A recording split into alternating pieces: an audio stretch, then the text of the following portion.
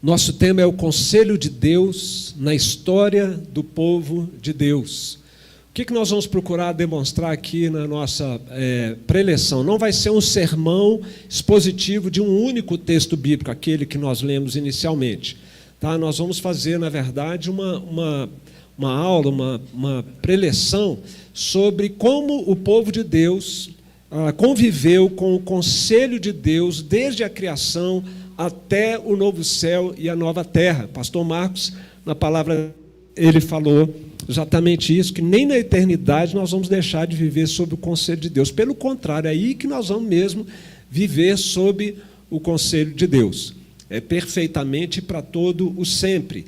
E nós vamos procurar analisar essa experiência do povo de Deus a partir desses 4 momentos que definem a história da humanidade: a criação, a queda, a redenção e a consumação. Ele já está enxergando uma tela, agora duplica, que eu acho que vai dar certo.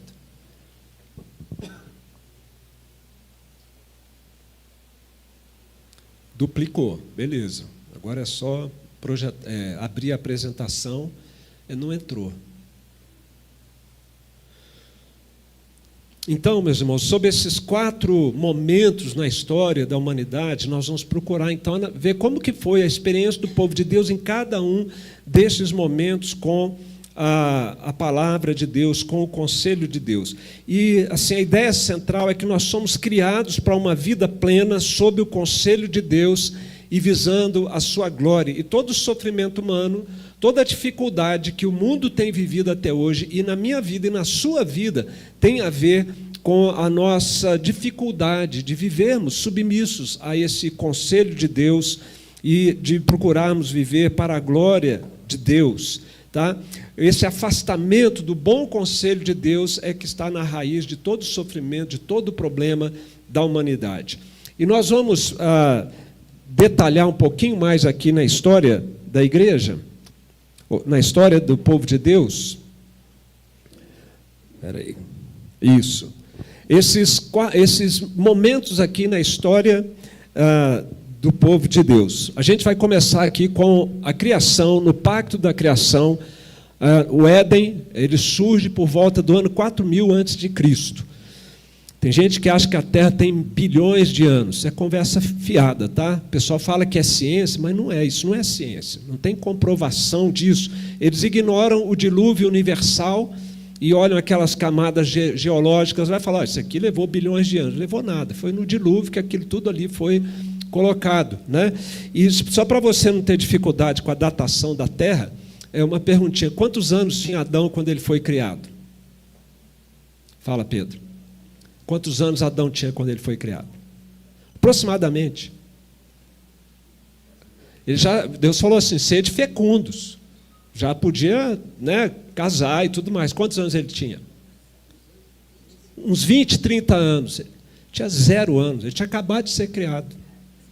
Parecia 20, 30 anos, mas ele tinha acabado de ser criado. A Terra, a mesma coisa. Parece que tem bilhões de anos, mas ela já nasceu madura. Deus já criou maduro. Do mesmo jeito que fez com Adão. Então, se você tinha dificuldade com a datação da Terra, diga, meu querido. O que você precisa fazer? Ok, não, você que manda aqui, eu obedeço. Tá? O pessoal está ajustando ali. Então, nós vamos começar com o pacto da criação, antes da queda.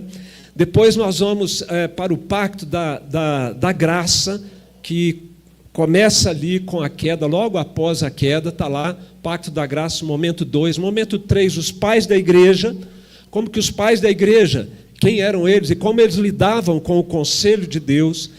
Depois, então, aqui vai ter um buraco aqui que nós vamos só mencionar rapidamente, que é a Idade Média, né? Mas depois vem a Reforma Protestante, os puritanos e depois hoje. Vou procurar fazer isso rapidamente, tentando não cansar vocês, mas é um tema assim, interessantíssimo, que só reforça o valor que nós devemos dar à palavra de Deus, a utilidade da palavra de Deus, como Paulo diz lá em Timóteo, né? Toda a Escritura é útil para o ensino, para a correção, etc., etc., para a educação do homem de Deus na justiça, tá? A fim de que ele seja perfeito, maduro, habilitado para toda boa obra. Aí está estendido, é só duplicar agora que eu acho que vai funcionar, hein? Muito bem, vamos começar então com o pacto da criação. Tá? O pacto da criação, ele tem na sua instituição esta palavra de Deus, que é muito importante. E o Senhor Deus lhe deu esta ordem: de toda árvore do jardim comerás livremente, mas da árvore do conhecimento do bem e do mal não comerás, porque no dia em que dela comeres, certamente morrerás. Nós conhecemos muito bem essa história. O que é o pacto? O que é a doutrina do pacto que nós, presbiterianos reformados, acreditamos? Que Deus criou todas as coisas e criou o homem e decidiu se relacionar conosco por meio de pactos. Significa que Deus é um lado do pacto, é como se fosse um contrato, mas não é bem um contrato. Porque um contrato, muitas vezes, é entre iguais. Aqui não, é o Deus soberano, o homem criado. Deus estabelece obrigações para o homem, Deus faz promessas para o homem e Ele estabelece penalidades caso o homem não cumpra com as suas obrigações. Então, Deus, Adão e Eva são as duas partes do pacto feito lá na criação, chamado também de pacto das obras. Deus promete para eles: olha, tá, tudo isso aqui é para vocês, desfrutem. Tá? Deus dá uma missão para eles, não era só ficar lá assim no paraíso, fazendo nada, só tomando água de... Não, eles tinham uma missão.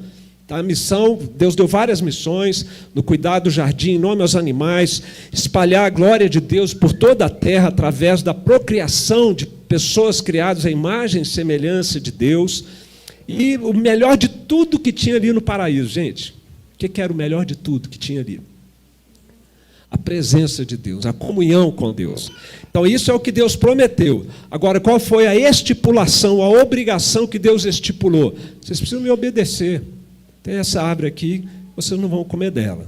A obediência é fundamental para que o nosso pacto funcione. E a penalidade é o seguinte: se comer, vão morrer. Aí acaba tudo, aí vai ser uma desgraça total, né? Então Deus, veja só, no Éden, Deus está guiando o povo de Deus por meio do conselho dele, o seu santo conselho, o seu bom conselho, visando o nosso bem, para a glória dele. Nós fomos criados para viver sob o conselho de outro. Gente, isso aqui é muito importante. Nós não fomos criados para viver sob o nosso próprio conselho. Nós não temos capacidade para isso como criaturas. Nós precisamos do conselho de outro, conselho de Deus. E é por isso que nós temos a tendência de pedir conselho para as pessoas. Você vai comprar um carro, no mínimo você vai dar uma pesquisada no site, ou você vai comprar uma casa, você vai pesquisar o mercado, você vai buscar conselhos, né? Se você está atravessando um problema, você vai buscar conselhos. Tá? Nós somos criados com essa característica, porque nós somos criados para viver dia a dia recebendo a revelação e o conselho de Deus. Então, fica demonstrado aqui que lá na criação, essa já era a experiência do povo de Deus. E esse cidadão aqui, daqui a pouquinho vai entrar,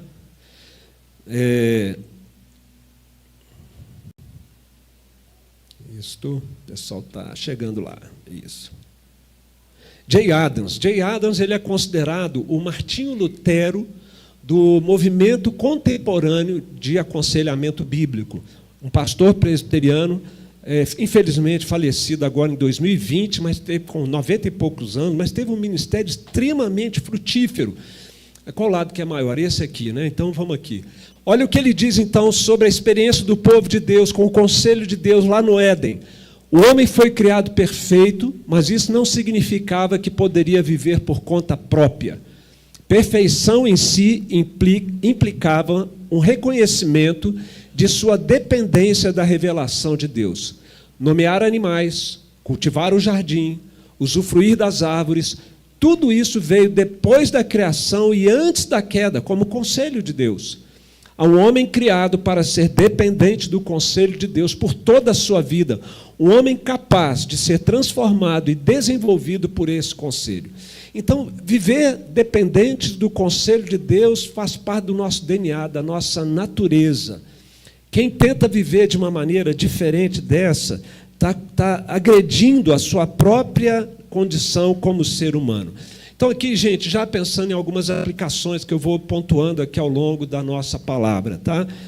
Como, então, nós vamos viver o nosso dia a dia, hoje, sem buscar o conselho de Deus? Nós somos criados para viver assim. O que nós podemos esperar disso? De não buscarmos o conselho de Deus. Por exemplo, você tem lido a Bíblia no seu dia a dia? Se você não faz isso, você está dizendo que dá para seguir em frente sem o conselho de Deus. Na prática, é isso. Então, ler a Bíblia deve ser para nós um deleite, um amor do nosso coração. O salmista diz isso: quanto amo a tua lei.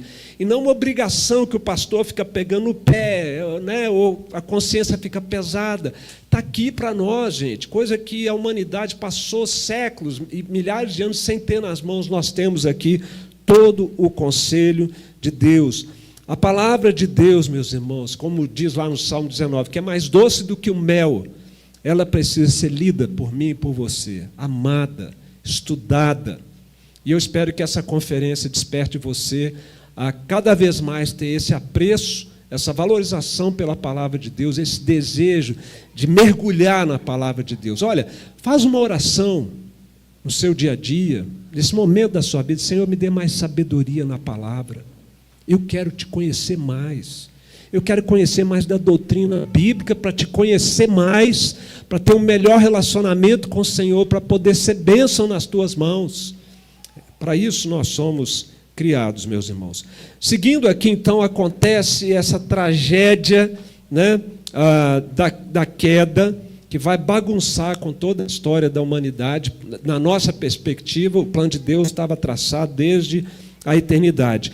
Então, o pacto das obras, ele foi quebrado por Adão e Eva. Agora, se você sabia que o pacto das obras continua vigente, Deus continua exigindo obediência da humanidade. E porque a humanidade é rebelde e não se submete, ela será condenada. É por isso que há o inferno, por isso que há a condenação. Agora, Deus podia ter deixado as coisas dessa maneira, deixa para lá. Vamos agora que eles aguentem as consequências. Mas Deus é bom, né, irmãos? Cantamos hoje aqui sobre a bondade de Deus. Esse hino, esse cântico está fazendo sucesso mundial. A bondade de Deus, né? E por causa da sua bondade, então, Deus faz um novo pacto, um segundo pacto. A doutrina do pacto, portanto, ela é uma doutrina bipactual, de que Deus, na história, ele faz um pacto antes da queda com o homem, e depois um segundo pacto depois da queda, onde Deus vai ter essas mesmas características. Deus de um lado, nós do outro.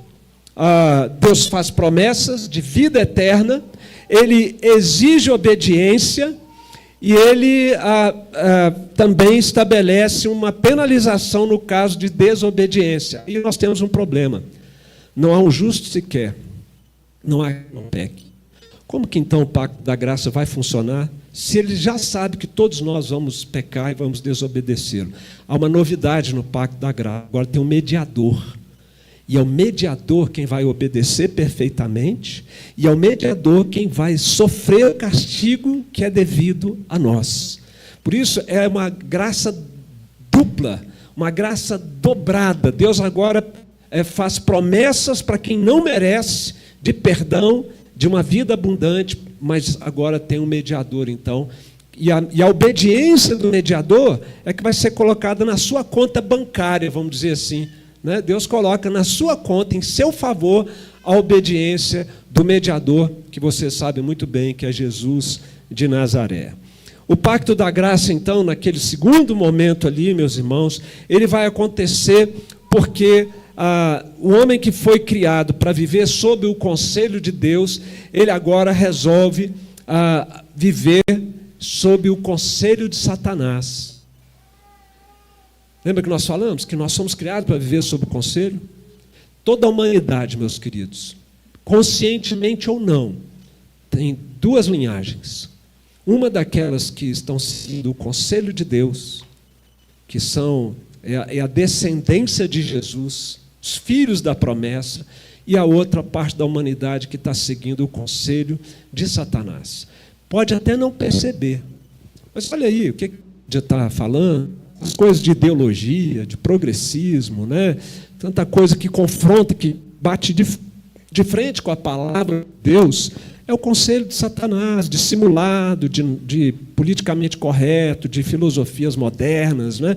Então, muito cuidado. Se você é um crente em Jesus, se você ama a Bíblia, você tem que ter a capacidade de filtrar o que é conselho de Deus e o que é conselho de Satanás na sociedade em que nós vivemos. E qual foi a grande motivação da queda? Isso aqui, para o aconselhamento bíblico, é da maior importância, meus irmãos. O pessoal lá na IPN já não deve estar me suportando mais quando eu falo isso.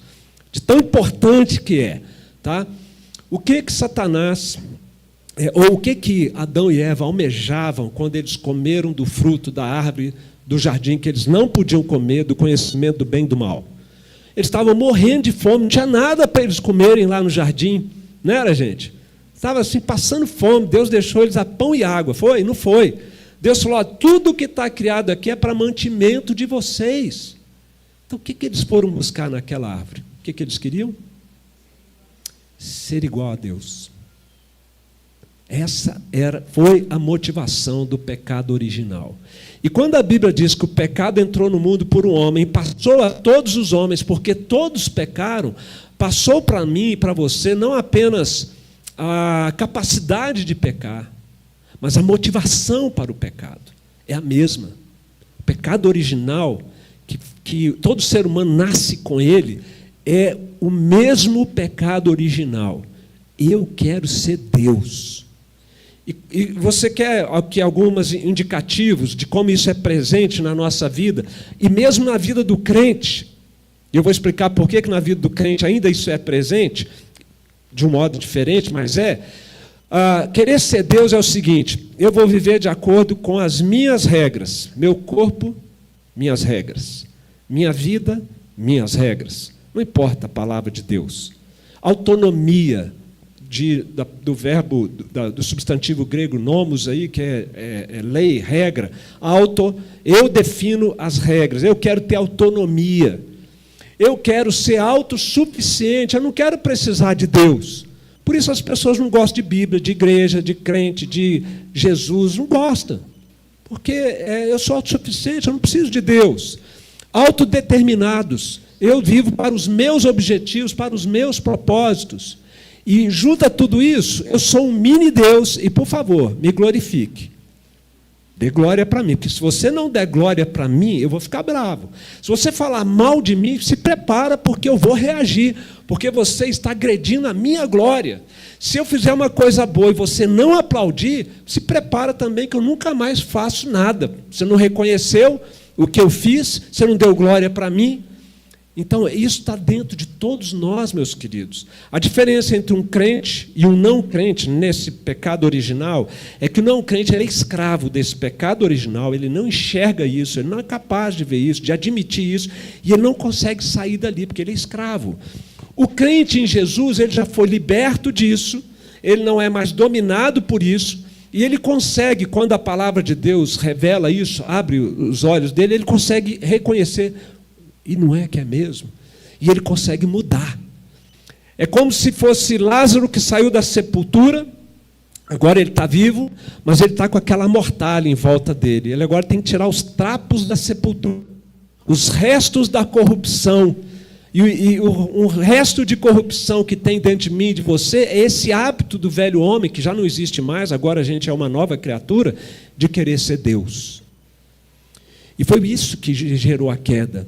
E esse é o pecado, meus queridos, mais fundamental de todos os outros pecados que nós cometemos. Todos eles brotam desse pecado original, eu quero ser Deus. Então, quando eu e você pecamos, vai vasculhando mais, vai sondando, você vai chegar lá, no epicentro daquele pecado, seja o pecado da mentira, da imoralidade, etc., etc., E aqui nós temos, então, um grande autor do século XIX e XX, A.W. Tozer. O pessoal gostava muito de ler esse autor. Quando eu era adolescente jovem, eu ouvia falar muito dele. Um homem piedoso. E ele resumiu tudo isso que eu falei de uma maneira muito jóia. Visto que o homem nasce rebelde, ele não está consciente de que é um rebelde. de que ele quer ser Deus. Não importa o quão abaixo na escala de aceitação social ele possa cair, aos seus olhos ele ainda é um rei num trono e ninguém, nem mesmo Deus, pode tirar dele esse trono. Pode ser o gari na rua ou o homem mais rico do mundo, sofremos do mesmo mal.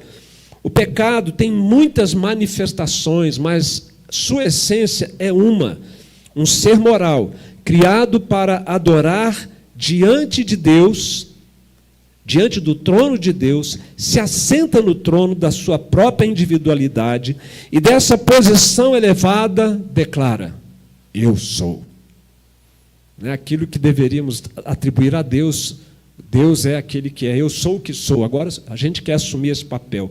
Isso é pecado em sua essência concentrada. É isso aqui, meus irmãos, que resume a queda e que está na raiz de todo o problema, de todo o sofrimento da nossa humanidade até os dias de hoje.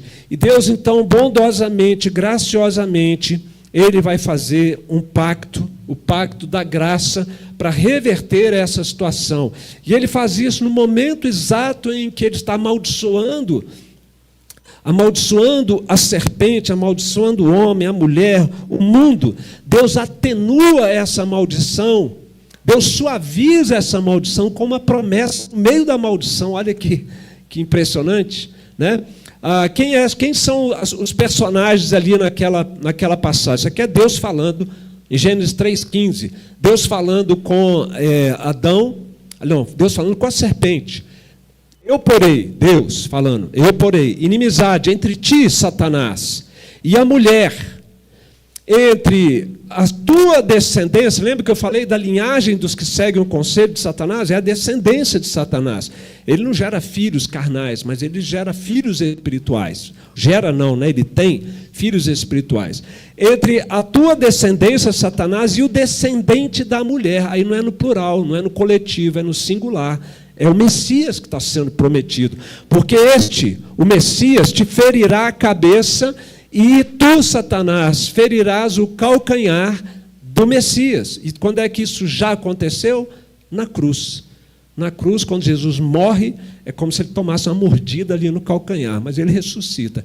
E naquele momento, Satanás é esmagado, ele é derrotado, e as coisas mudam a partir da morte e ressurreição de Jesus. Nunca mais Satanás teve acesso à presença de Deus como ele tinha lá na época de Jó, desde a vitória de Jesus na cruz. Esse é o pacto da graça, e esse pacto ele vai ser progressivamente revelado ao longo da história. Ali, quando ele falou com Satanás, ali Adão ouviu a promessa. Ali começa o pacto da graça. Esse pacto progressivamente vai sendo revelado, com novos elementos sendo trazidos à cena, para a gente compreender o Evangelho.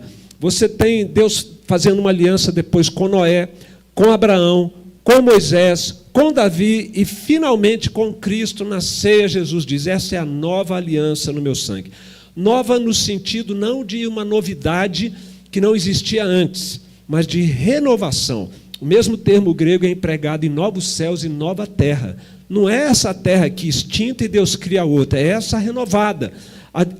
O pacto da graça, da mesma maneira, ele vai sendo renovado e ampliado na sua revelação, como se fosse um quebra-cabeça, que Deus fosse distribuindo as peças, pouco a pouco, para cada um desses patriarcas ali do passado, até que em Cristo o tabuleiro fica completo e a gente enxerga o Evangelho, o plano da redenção. Em todos esses momentos, meus irmãos, Deus fez pactos. Havia, da parte de Deus, a parte de Noé, Deus, Abraão, Deus, Israel / Moisés, havia obrigações, havia penalizações, havia promessas. Agora, como que Deus faz pactos com quem é pecador lá no Antigo Testamento? Deus já sabia que eles não iam cumprir. Por isso que desde o Antigo Testamento tudo está apontando para Cristo. Porque Jesus era o mediador em todas essas alianças anteriores, todas elas são o Evangelho. Aqueles sacrifícios de animais, o que era? Nada mais do que a promessa de perdão pela mediação do Messias que viria. Então, Jesus é o mediador em todas essas alianças, porque, na verdade, todas elas tratam de uma só aliança, que é o pacto da graça. E aí nós temos, então, a direção de Deus, a orientação de Deus, o conselho de Deus sobre como o povo dele deve viver. Exemplo, nós temos os 10 mandamentos na aliança de Deus com Moisés. O que eu estou querendo demonstrar aqui, gente? Que ao longo de toda a Bíblia nós fomos sendo guiados pelo conselho de Deus e hoje não pode ser diferente. Tá? E está sendo, pior é que está sendo hoje em dia. Muita gente não está buscando o conselho de Deus para as questões complexas da vida. Nós temos outros exemplos que nós já lemos aqui 2 vezes, no Salmo 32, versículo 8, olha lá. Sob as minhas vistas te darei conselho. Deus nos criou para nos aconselhar, para nos dirigir. Nós não precisamos ficar tateando no escuro. Isaías 30, 21. Vamos ler juntos? Quando te desviares, vamos lá, 1, 2 e...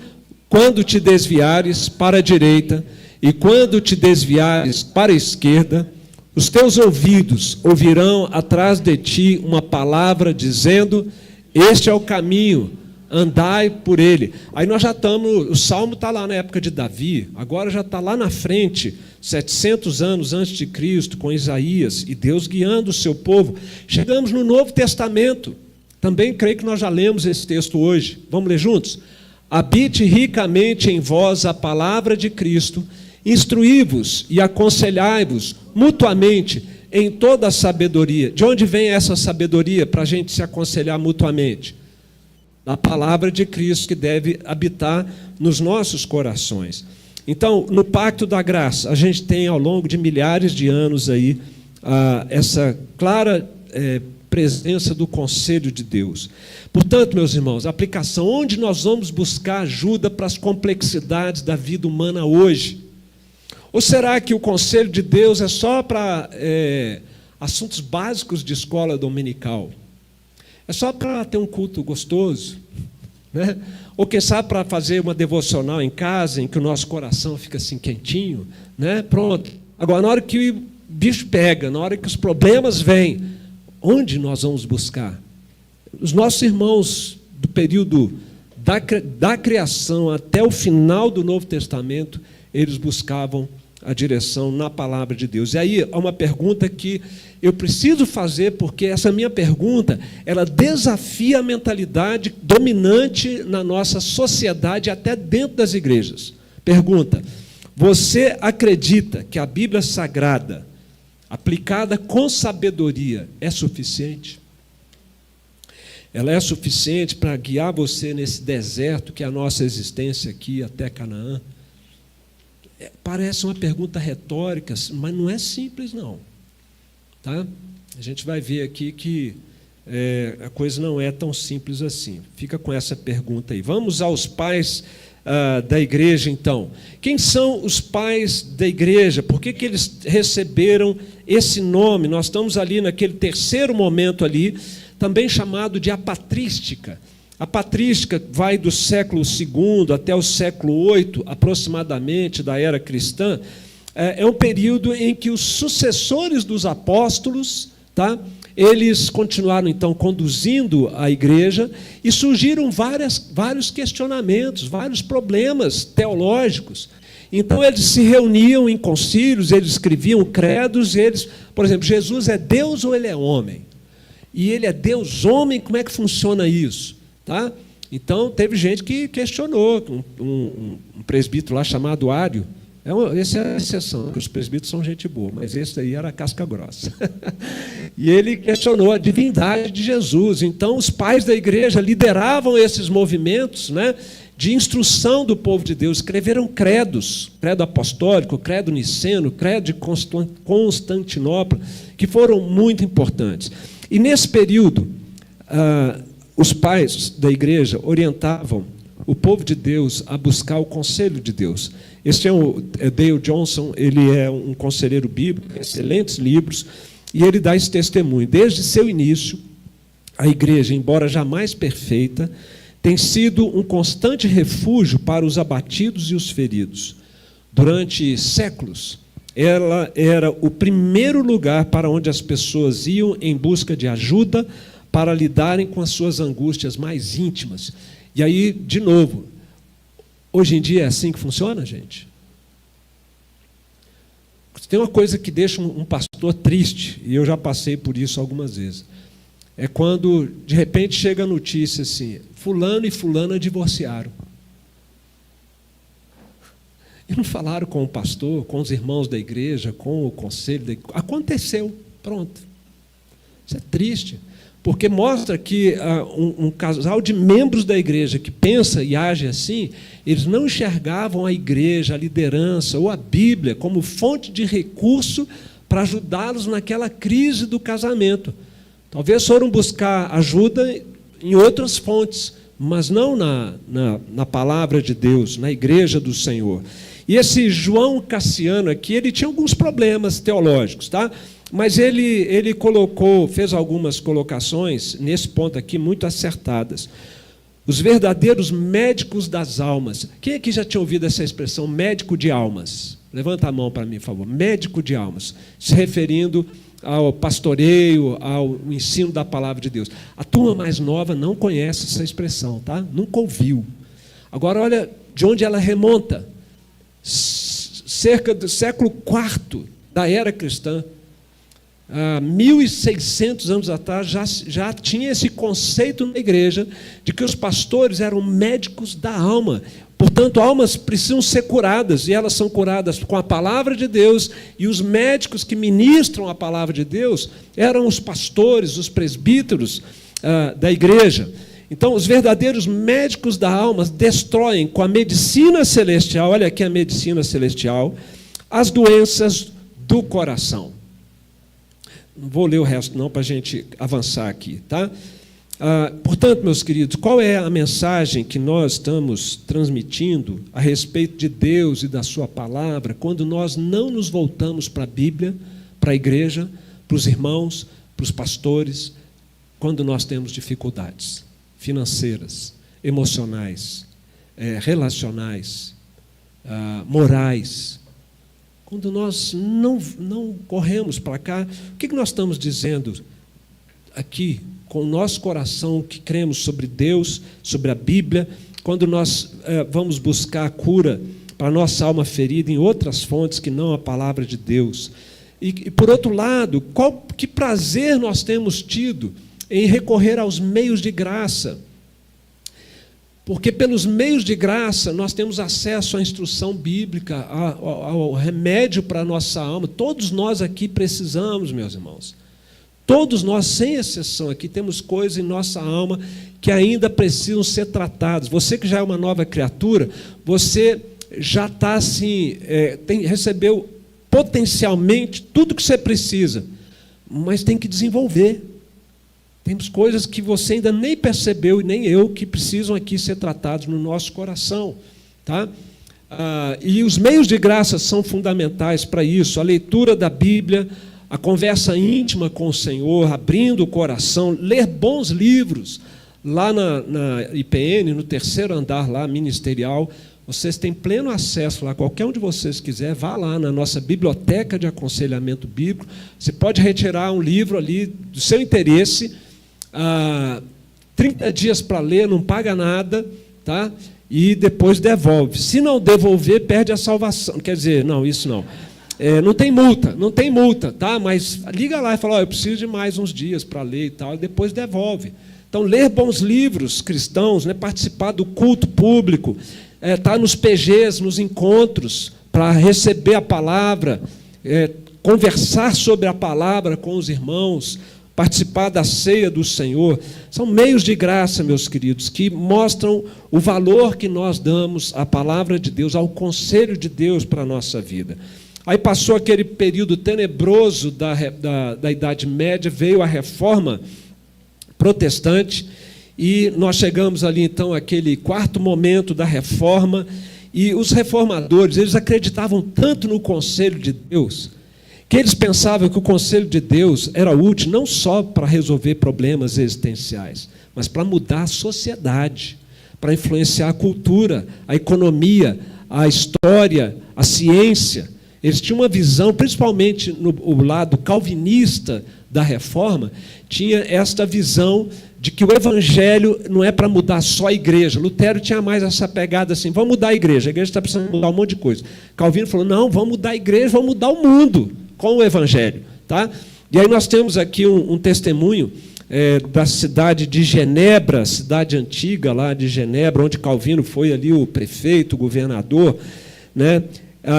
Calvino tinha a convicção de que o desafio e o poder do evangelho deveriam ser capazes de limpar, regenerar e dirigir não apenas o coração humano, mas cada aspecto da vida social na terra, os compromissos familiares, a educação, a economia, a política. Hoje nós estamos longe disso, porque o secularismo tomou conta da sociedade e o secularismo ainda tolera a religião.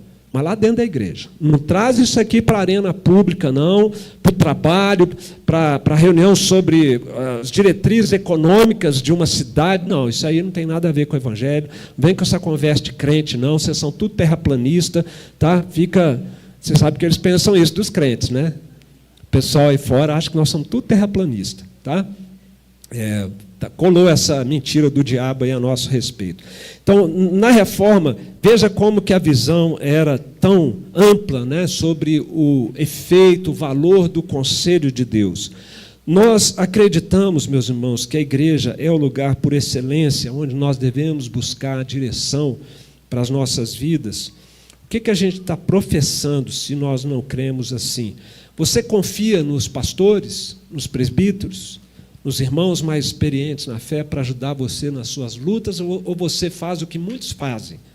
Eu já citei o caso aqui. Mas tem gente que, quando tem problema, sabe o que faz? Some. Se afasta. Não vou me expor. Né? Roupa suja, lava em casa. Vou me retirar. Então, assim, não entendemos o que é a igreja. Se na hora que a coisa aperta, nós nos afastamos da liderança, nos afastamos da comunidade da igreja.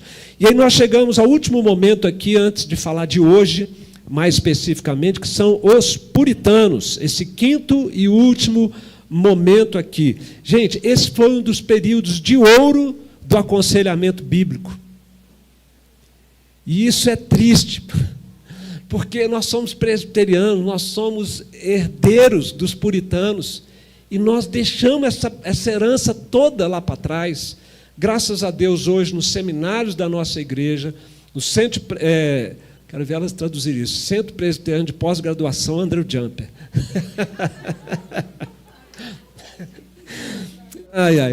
Nos centros de pós-graduação da igreja, se tivesse traduzindo em inglês, já estava complicado também, né? Imagina em Libras. Mas nos centros de pós-graduação, onde os pastores estão fazendo pós, mestrado, doutorado, né? Hoje nós estamos preparando essa nova liderança com um resgate mesmo do aconselhamento bíblico e dessa herança puritana que nós tivemos. Nós somos puritanos. Nós não somos neopuritanos, mas nós somos puritanos na nossa doutrina, na nossa prática de vida cristã. Eles eram homens piedosos, profundos. E para você ter uma ideia de como eles levavam essa questão do aconselhamento a sério, esse livro ele existe, gente. Chama Diretório Cristão, escrito por Richard Baxter. 900 páginas, em 2 colunas, só sobre aconselhamento bíblico. Ele fala de como controlar os pensamentos, as paixões, os sentidos, a língua, o corpo. Ele fala no livro sobre como lidar com pensamentos depressivos à luz da Escritura, como lidar com amor pecaminoso por coisas ou pessoas, coisa que Tim Keller escreveu agora, Deuses Falsos. Escreveu agora, recente. Né? Tim Keller morreu, acho que também, morreu muita gente boa nos últimos 5, 6 anos, está doido. E o Keller escreveu isso, e eles viviam, isso aqui, gente, 1600, 1700, falando de ídolos do coração, sobre descontentamento, como lidar com a murmuração, com a ira, com o medo, com a glutonaria, com o alcoolismo, imoralidade, mentira, engano. 30 pecados da língua, trabalho, relacionamentos conjugais, pais e filhos, etc, etc. Tudo isso nesse diretório do... Eita, tem hora que tem passa aqui. No Diretório Cristão do Richard Baxter, mostrando como que a palavra de Deus é prática para nos dar o conselho de Deus para todas as áreas da nossa vida. E aí eu vou trazer mais a contribuição de um puritano chamado Stephen Charnock, onde ele fala da visão puritana do aconselhamento bíblico. Tá? Vamos lá. Todo pecado é expressão de um ateísmo secreto. Deus não existe, eu sou Deus. Todo pecado é uma espécie de amaldiçoamento a Deus no coração, um alvo de destruição do ser de Deus, não realmente, mas virtualmente. O homem, em cada pecado, visa estabelecer sua própria vontade como sua regra e sua própria glória no final de suas ações. Vocês já ouviram isso aqui hoje? Todo pecado é um esforço para passar da adoração a Deus para a adoração de si mesmo. Esta é a visão dos puritanos. Super atual, não é isso, gente? Stephen Charnock, também ali por volta do século XVII, tá? Já escrevia, já falava dessas coisas. Mais algumas aplicações, então, aqui para nós, gente. Nós acreditamos que todo crente verdadeiro deve conhecer a palavra de Deus cada vez melhor para saber aplicar na sua vida, nos seus problemas e ajudar outros também.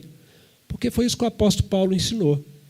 Instruí-vos e aconselhai-vos mutuamente. Mas para isso, habite em vós ricamente a palavra de Cristo. Você se sente habilitado para lidar com as questões de ira, amargura, perdão, ansiedade, depressão com base na palavra de Deus? Se você não se sente ainda habilitado para isso, não fica triste, não fica ansioso, porque aí a ansiedade, você vai ter que lidar com a ansiedade, né? Mas, olha, nós estamos cercando vocês de recursos para isso. Aqui nessa congregação, lá na sede, literatura, pregações. Hoje em dia tem recursos assim para você ter acesso a esse tipo de instrução. Eu vou dar aqui uma sugestão daqui a pouco também. Tá? Então, se dispõe a isso. Puxa, então se o Evangelho é para ajudar nessas coisas também, estava esquecendo, estava lá onde eu estava com a cabeça, achando que o Evangelho é só para me levar para o céu. Mas se o Evangelho, para além de me levar para o céu, perdoar meus pecados, me reconciliar com Deus, para além disso, isso também é importante, mas se é para me ajudar a viver uma vida abundante aqui, lidando com as minhas mágoas, com as minhas feridas do passado, eu quero aprender. De novo, peço a Deus sabedoria prática. Sabedoria prática, que depende do conhecimento bíblico, mas que sabe aplicar o conhecimento bíblico. Tá? Peça isso a Deus. Nós estamos trabalhando como pastores para que você aprenda isso, tá? E se equipe cada vez mais para se autoajudar e ajudar outros também. Muito bem, e hoje? Então vamos lá. E hoje? Por que há essa mudança que nós lemos ali há pouco, o Dale Johnson falando que nos primeiros anos da igreja, da história da igreja, a igreja era o primeiro lugar onde as pessoas iam em busca de cura da alma, em busca dos médicos de almas. E parece que a igreja perdeu a mão, que ela recuou, né? De fato, na história... nós aprendemos, história da igreja, que nos séculos XVIII até agora, no século XXI, houve um colapso do aconselhamento bíblico da igreja. Houve uma retirada de campo. A igreja tirou o time de campo do aconselhamento bíblico. Alguns dizem que houve uma marginalização da igreja no aconselhamento bíblico. Seus pastores não sabem fazer isso? Eles não são competentes para isso. A igreja não tem o que te ajudar nos seus problemas. E, com isso, a igreja perdeu a jurisdição no campo do aconselhamento e abandonou o conselho de Deus para as questões existenciais. E uma das mentiras diabólicas que foi inculcada na nossa mente é que é o seguinte: o nosso corpo o médico cuida. O nosso espírito, a igreja, o pastor. E a nossa alma, aí os profissionais, a ciência, os profissionais seculares é que vão cuidar. A alma é para lá, como se a gente pudesse ser retalhado assim. Quando a gente lê a Bíblia, alma e espírito é a mesma coisa. Alma, espírito, coração, eu interior, homem interior, é aquela parte sua, imaterial. Você é uma alma encarnada num corpo. E essa alma que está aí encarnada no corpo, ela foi criada por Deus, e ninguém entende melhor dessa alma do que o próprio Deus, e Ele nos dá o remédio para ela através da sua palavra. O Salmo 19, versículo 7 diz: a lei do Senhor é perfeita e restaura a alma. A alma é coisa de Deus. Tá? Agora, por que isso aconteceu? Né? O que levou a esse retrocesso todo? Basicamente foi o liberalismo, ou a teologia liberal que surgiu lá na Alemanha no século XVIII e XIX. Essa teologia protestante, lamentavelmente protestante, ela é filha do iluminismo. O iluminismo é aquela filosofia que surgiu por essa época aí, dizendo que a razão é tudo. Teve um culto lá na França, uma catedral lá, que entraram com uma prostituta representando, carregada sei lá, não sei se é um andaime que chama isso, mas elas carregaram a prostituta, entraram com ela numa igreja, perseguiram os padres, os pastores, e fizeram um culto a Deus, a razão. Agora a razão vai nos levar a um mundo de paz e prosperidade. A religião na Idade Média foi uma desgraça, toda aquela mortandade, né? Deus tem que ficar de fora do conhecimento humano. A Bíblia foi retalhada e passou a ser considerada como um livro de mitos. Esses milagres nunca aconteceram, porque milagre não é algo que se explica com a razão. Então, Jesus não nasceu de uma virgem, Jesus não fez milagre, coisa nenhuma. Aqueles 5 pães e 2 peixes, é essa a conta, que levaram milhares de pessoas a se alimentar. Na verdade, Jesus multiplicou a generosidade, porque na hora que o menininho trouxe lá os 5 pães e os 2 peixes, todo mundo falou: vou ter que dar o meu também. Aí todo mundo começou a tirar do alforje o que tinha, deu para comer e sobrar. Né? Quando Israel atravessa o Mar Vermelho ali, saindo do Egito, na verdade ali era um lugar rasinho, dava para passar a pé. O milagre não foi eles atravessarem, o milagre foi Faraó morrer afogado naqueles 50 centímetros de água que tinha ali. Né? Mas é isso, eles passaram a descaracterizar, a desacreditar da Bíblia, da ressurreição de Jesus. Então, a teologia liberal começou a invadir os seminários, começou a invadir as igrejas. E aí, os nossos irmãos conservadores na doutrina tiveram que reagir a isso. E por volta do ano 1920, um grupo de conservadores se levantou para defender, fazer frente à teologia liberal. E eles estabeleceram alguns fundamentos da fé conservadora, e por isso esse movimento se chamou de movimento fundamentalista. E hoje em dia o pessoal gosta desse rótulo, né? Você é fundamentalista, joga na sua testa assim, né? E fim de papo, não pode conversar. Aliás, a gente dá um tiro no pescoço se você for fundamentalista. Você sabe de quem eu estou falando, né? E aí, qual foi o problema nessa hora? Era uma frente muito ampla de batalha para, ao mesmo tempo, defender as doutrinas conservadoras, ortodoxas, e cuidar da teologia pastoral, do aconselhamento. E o diabo é sagaz, né? Então tá, vocês ficam aí cuidando da doutrina, que eu vou tomar conta aqui do aconselhamento. Os liberais assumiram essa área do aconselhamento bíblico a partir de 1920, então é que isso aconteceu. Jeremy Lelec, que é um outro grande conselheiro, ele diz: enquanto os evangélicos passaram a primeira metade do século XX defendendo a fé e lutando para salvar seus seminários e igrejas do liberalismo, estes mesmos liberais eram livres para redefinir o aconselhamento pastoral como eles desejavam, sem interrupção ou oposição daqueles que detinham a autoridade bíblica. Durante esse tempo, os conservadores virtualmente ignoraram o aconselhamento bíblico. Vocês entenderam, então, por que a igreja hoje ela está remando fortemente para recuperar o terreno perdido? Foi assim que a coisa desandou lá atrás. Tá? Então, na sequência aqui, a restauração do conselho de Deus, ela começa a acontecer, né? Deus cuida da sua igreja, né, gente? Eu edificarei a minha igreja. Quando tudo parece estar sendo perdido, Deus levanta um avivamento, um despertamento, pregadores, e Deus levantou este pastor presbiteriano aqui, que eu já mencionei, J. Edward Adams, falecido agora em 2020, com 91 anos, acho que é, né?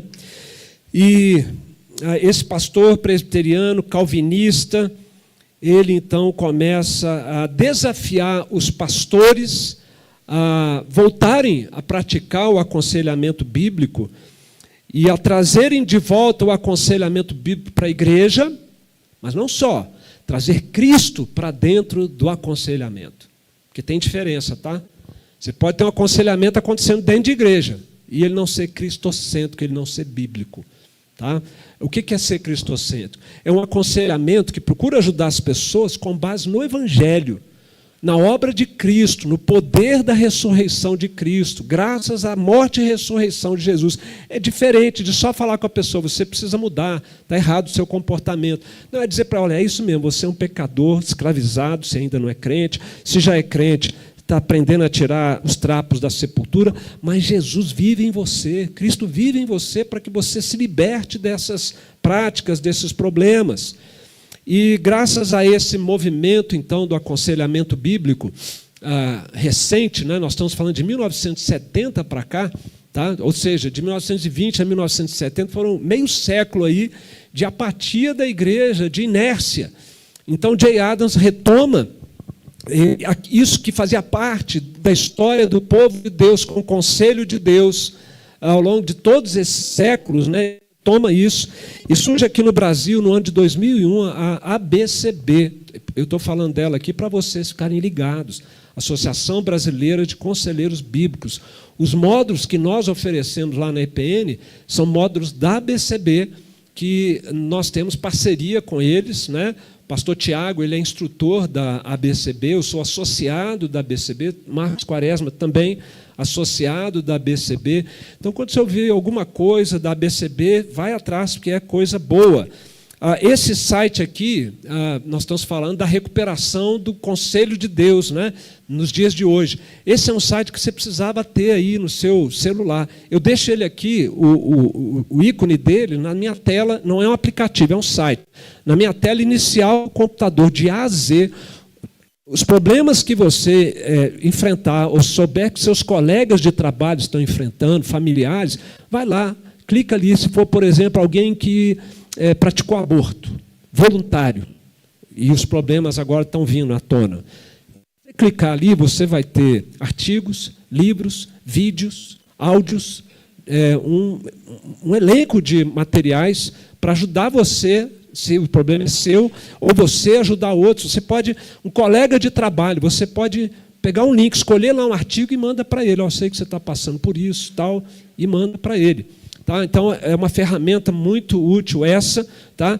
E os fundamentos do aconselhamento bíblico contemporâneo, irmãos, isso aqui dá uma aula, e eu não vou dar essa aula agora, mas só vou mencionar. Quais são os fundamentos? A Bíblia é a palavra de Deus e ela tem autoridade, regra de fé e prática. Nós sempre acreditamos nisso. Mas vamos avançar um pouquinho mais, vamos crer também na suficiência da Bíblia. E sob a ação do Espírito Santo para ensinar, instruir e trabalhar o nosso coração. Vamos também, como fundamento do aconselhamento bíblico, a queda e a responsabilidade humana. Outras formas de ajuda e de aconselhamento desconsideram a responsabilidade humana. A culpa é do seu pai e da sua mãe por você ser do jeito que você é hoje. A culpa é da sociedade. Você não tem responsabilidade, né? Ou a culpa é do seu cérebro, do diagnóstico que você tem. seus comportamentos que ferem a moral bíblica, culpa não é sua, você é uma vítima. Tá?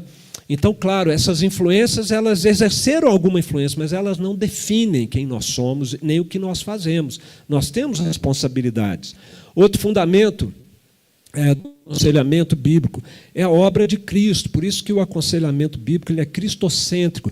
Jesus morreu e ele ressuscitou para nos dar um novo coração e nos ensinar a ser essa nova criatura. É o que a gente chama de santificação progressiva.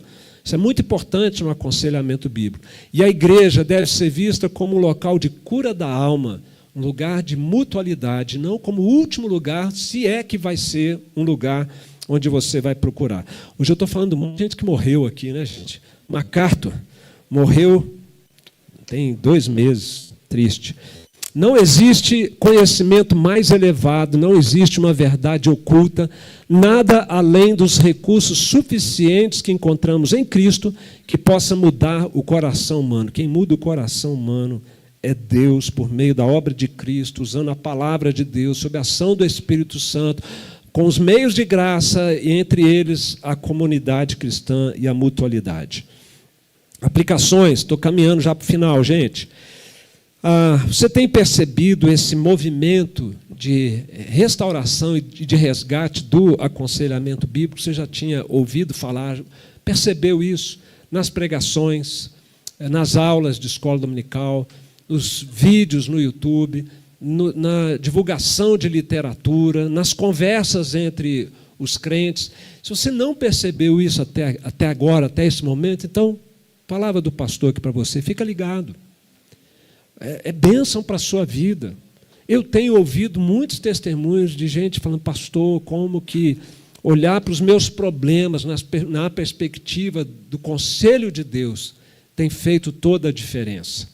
Eu não preciso ser escravo dos meus vícios, dos meus problemas, a vida inteira, ficar dependendo de medicamento a vida inteira. Tem um momento para o medicamento, pode ter, mas não é uma coisa para ficar vivendo à base de remédio a vida inteira para questões não orgânicas. Que for orgânico, beleza, isso aí é da área da medicina. Mas as questões não orgânicas, as questões morais, espirituais, é o Evangelho que cura. A medicação ela vai dar uma segurada ali, uma estabilizada, ok, pode ser o caso, pode ser, não necessariamente será, mas é o Evangelho que cura. Você tem aproveitado, então, como é que eu falo aqui, este reavivamento, né, do conselho de Deus na história atual da igreja, do povo de Deus, para ter o seu coração tratado, para ajudar você nas suas crises, e assim você valorizar, né, o Evangelho, o conselho de Deus.